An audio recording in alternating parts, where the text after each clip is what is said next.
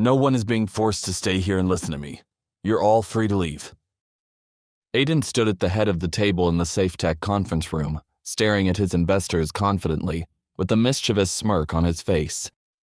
But I think you're going to want to stick around and hear what I have to say, he continued. I have an offer so profitable that it's literally too good to refuse. The investors put their heads together and muttered among themselves until one of them finally spoke up. Fine. We'll stay for 15 minutes, but this had better be good. If you don't convince us by then, we're leaving. Aiden chuckled. Don't worry. This won't take more than 10 minutes max. I need less than 5 minutes to explain my proposal, and I'll give you 5 minutes to think it over. Should be more than enough. He picked up a stack of documents and handed them to the man on his right. Pass this around the table. Make sure everyone gets a copy. The investors began flipping through the documents as Aiden continued. I want you to know I don't need any of you at all. If you walk away, I already have 3 big investors who will gladly buy up your shares in the company. You'd be doing them a favor. Are you threatening us? No, not at all. I'm just showing you our latest reports. As you can see, we've almost tripled our revenue since I took over. And if you look at page 2, you'll see that our recent order from Digicorp will require us to expand the company to nearly double the size. If you withdraw your investment from the company now, you'll never be able to afford to invest in it again. Is this some kind of trick? Who are these 3 big investors of yours? That's confidential, Aiden replied.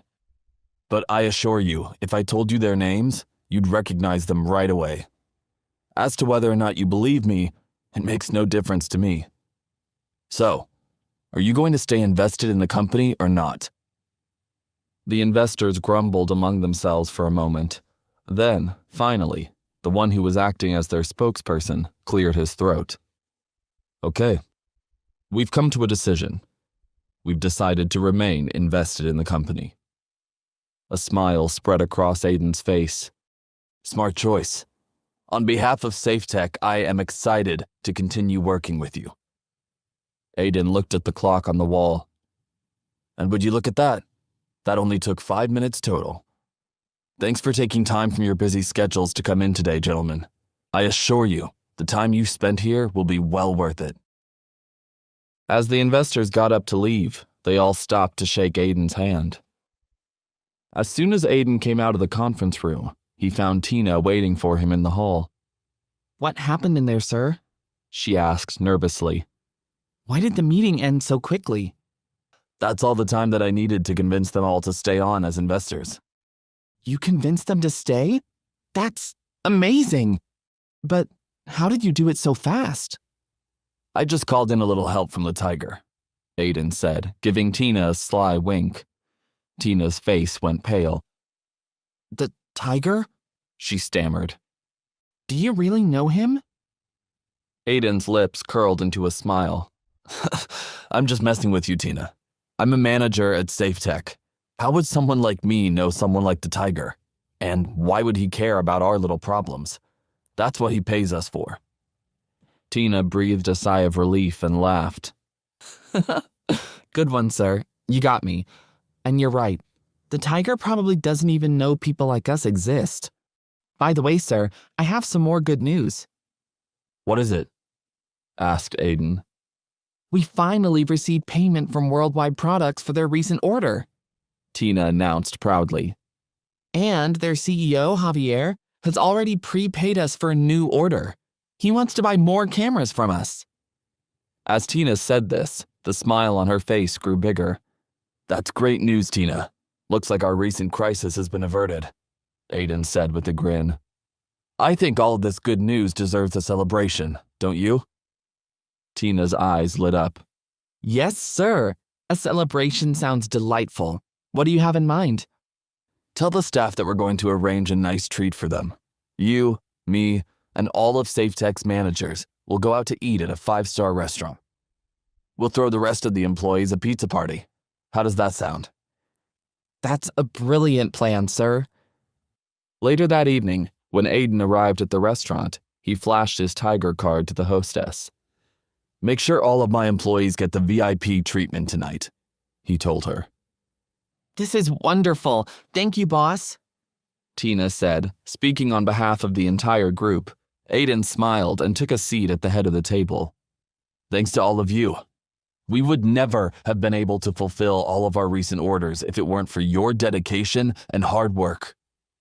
This dinner is just a little token of my appreciation. Now, when the waiter comes, don't be shy. Order whatever you'd like from the menu. Then the waiter arrived, and they turned their attention toward their menus. Aiden leaned over to Tina and whispered, I'll be right back. I'm going to wash my hands. Take care of everyone while I'm gone. Tina nodded. Yes, sir. I've got it covered. After Aiden used the restroom, he went to the sink to wash his hands. Another man was already at the sink next to him, whistling and looking down as he washed his hands, his face obscured in the mirror. Aiden didn't think much of it until he noticed the man's ring sitting on the counter in front of him. Clearly, the man had taken it off to keep it from getting wet. But when he looked over at it closely, Aiden froze. Wait a minute. That looks exactly like my ring. A large green gemstone was set in a thick gold band. And just like Aiden's ring, there was a letter engraved on the inside of the band. Only this time, it was the letter R instead of the letter T. Aiden could not believe his eyes. What does the R stand for? He wondered. Only one name comes to mind, but it can't be him. Can it? Aiden tried to remain nonchalant, waiting patiently for the man to look up so he could get a glimpse of his face. Finally, the man finished washing his hands and slowly lifted his head to face the mirror. The scar on his face was unmistakable. It's him. It's Raymond. It's the man who my father. But everyone told me he was dead. How can this be possible? Aiden was breathing heavily, and his heart was racing. Before Aiden could react, the man quickly slipped his ring back on and exited the bathroom. Aiden wanted to chase after him more than anything in the world. But seeing the face of the man who had haunted his dreams for so many years had left him paralyzed. Did I really see what I think I saw? Or was it just my imagination? He wondered. Snap out of it, Aiden. If Raymond is alive, I can't let him get away. It took all of his willpower to force his body to move again. You're not getting away this time, Raymond. This ends here, Aiden told himself.